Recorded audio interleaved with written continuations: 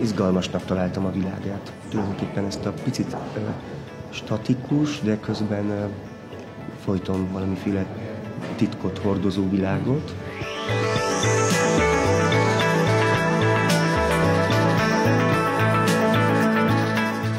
Rám erősen hatnak, tehát azt érzem, hogy nagyon elevenek ezek a képek, nagyon vibrálóak és intenzívek, nagyon színesek is egyben.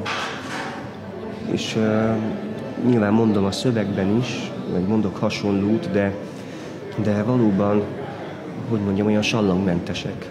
Tehát nem érzem azt, hogy nagy konstrukciók mentén születtek ezek a képek, hanem sokkal ösztönibb, zsigeribb körülmények között jöttek létre. Erősek, igen.